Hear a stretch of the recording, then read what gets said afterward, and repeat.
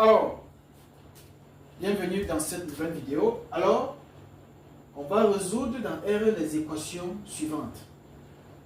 Ce sont les équations irrationnelles. Les équations avec la barre, le symbole de valeur absolue. Quand vous voyez les équations avec, les équations avec le symbole des racines carrées, quand vous voyez les équations avec le symbole des racines carrées, sachez que ce sont les équations irrationnelles. Donc c'est ce qu'on va essayer de faire, n'est-ce pas, dans cette vidéo. Donc reste jusqu'à la fin. Je vais te montrer étape par étape, méthode, de manière très méthodique, comment est-ce qu'on résout ce genre d'équation. N'oublie pas de liker, de partager et de surtout de t'abonner à la chaîne. Lorsqu'on a une équation irrationnelle, c'est-à-dire avec des racines carrées, alors il y a des conditions, ce qu'on appelle contraintes sur l'inconnu. La condition d'existence. Il y a des valeurs pour lesquelles notre équation n'a pas de sens. Et on va d'abord essayer de trouver les valeurs pour lesquelles notre équation a un sens. On va poser toutes ces conditions-là.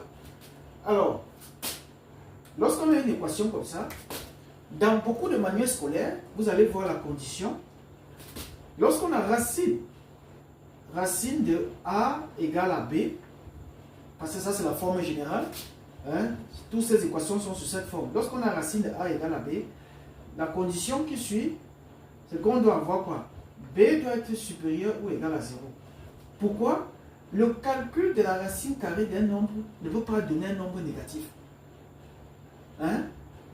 Pour calculer la racine carrée d'un nombre, il faudrait que le nombre soit supérieur ou égal à 0. Et on ne peut pas calculer la racine carrée d'un nombre et on trouve un nombre négatif.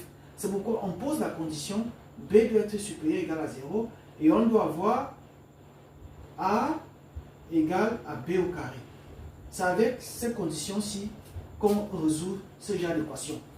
Mais dans cette vidéo, je vais vous montrer que cette condition, elle est certes bien, c'est magnifique, c'est efficace, mais pour moi, ce n'est pas très professionnel, ce n'est pas très pro. Vous allez voir ça quand on va aborder la deuxième équation. Ce que moi je fais généralement, c'est quoi? Et je vous le conseille, faites comme moi. Quand vous avez affaire à ce genre d'équation, voici la condition que vous deviez vous poser. Je dois résoudre racine de 2x moins 1 égale à x plus 2, moins 2. Alors, la condition que je dois me poser, on doit avoir ceci. Comme on ne peut pas calculer la racine carrée d'un nombre négatif, ça veut dire que 2x moins 1 doit être supérieur ou égal à 0. Ça, c'est la première condition, avant tout calcul. Et comme la racine carrée d'un nombre ne peut pas donner un nombre négatif, donc je ne peux pas calculer